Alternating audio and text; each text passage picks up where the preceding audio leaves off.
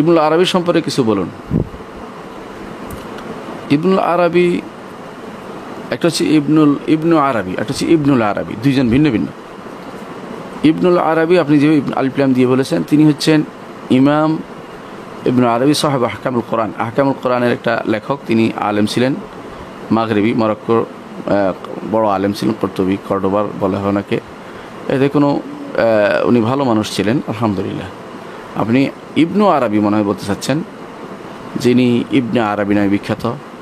ওনার ব্যাপারে আসলে আমরা নয় 70 জনের উপরে আলেম তখনকার সময় উনি বলেছেন যে ওনার যে সমস্ত গ্রন্থে যা আছে এগুলো যদি সত্য হয়ে থাকে তো ইমানদার নন তিনি। এবং তিনি যে জিনিসটা বুঝাতে চেয়ে সেটা হচ্ছে তার কাছে সবচেয়ে বড় সমস্যা হয়েছে তিনি স্রষ্টা এবং সৃষ্টিকে এক করে দেখেছেন। এটাকে বলা হয় ওয়াহদাতুল উজুদ, অর্থাৎ সব কিছু একই। এবং তিনি আল্লাহ তাআলার রুবুবিয়ত এবং উলুহিয়তকে এক করে ফেলছেন।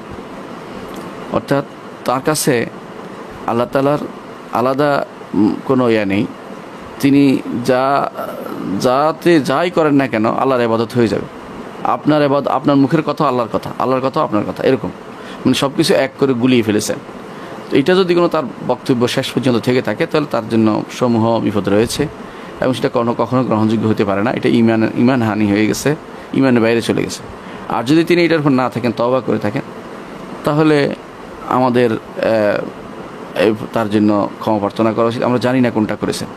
এই জন্য ইমাম জাহাবিকে বলতে শোনা যায়, বলে যে আল্লাহু আলাম মা মাতা আলাইহি রাজুল, আল্লাহ জানে যে কিসের উপর সে মারা গেছে।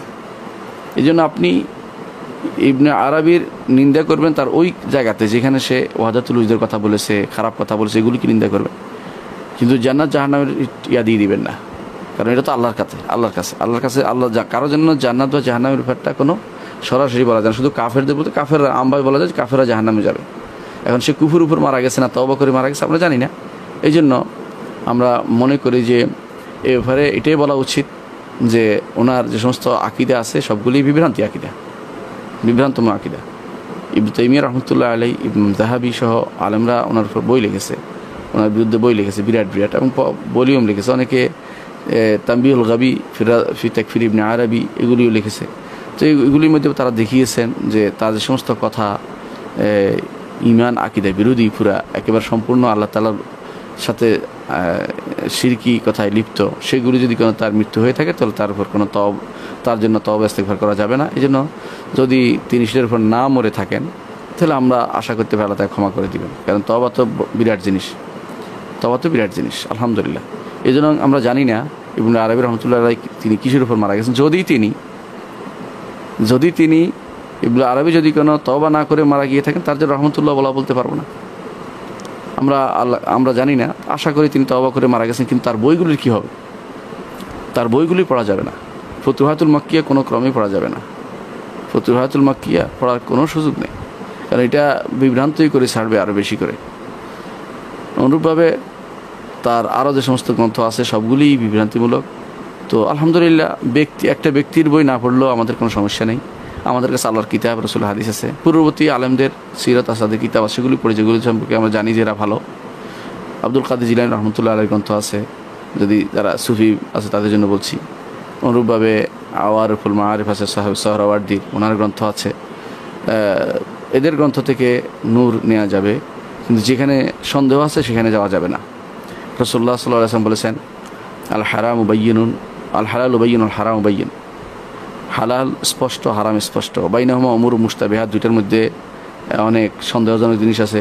যে ব্যক্তি সন্দেহজনক জিনিস ত্যাগ করবে সে নিজের দিনকে এবং নিজের ইজ্জতকে হেফাজত করতে পারল। সুতরাং আমরা সন্দেহ জিনিস থেকে দূরে থাকি। আল্লাহ আমাদেরকে বুঝার তৌফিক দান করুন। পরবর্তী প্রশ্ন হচ্ছে, আরাফা সিয়াম কি সৌদির সাথে মিলিয়ে রাখতে হবে? না ভাই, আরাফার সিয়াম হ্যাঁ সৌদির সাথে মিলিয়ে রাখতে হবে, বাংলাদেশের সাথে না।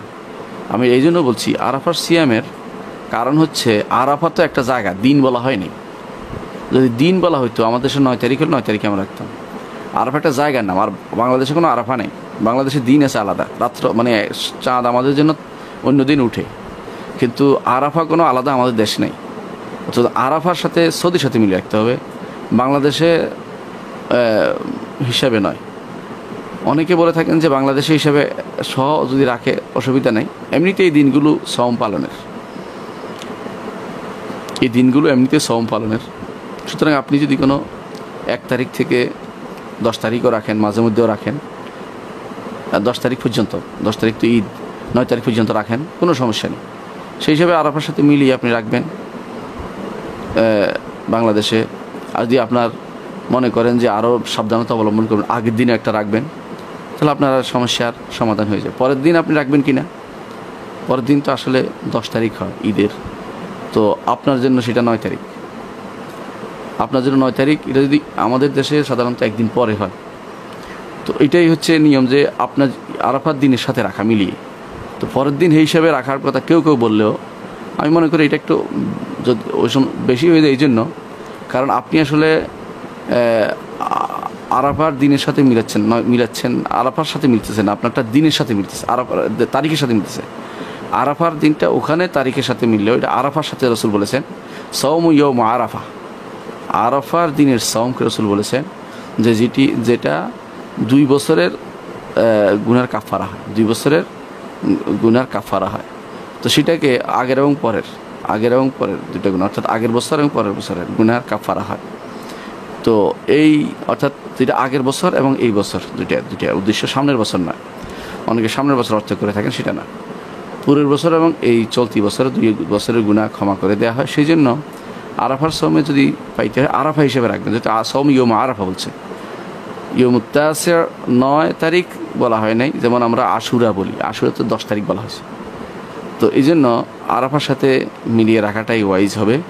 আর যদি কেউ ভিন্ন মত পোষণ করেন, এটাও নাজায়েজ করবেন না, কারণ এটা একটা আলেমদের মত, কেউ কেউ জায়গায় বলেছে, অনেক আলেমে সেটা বলেছে, সুতরাং সেটা গ্রহণ করা যেতে পারে, কিন্তু আমি এটাকে প্রাধান্য দিচ্ছি না।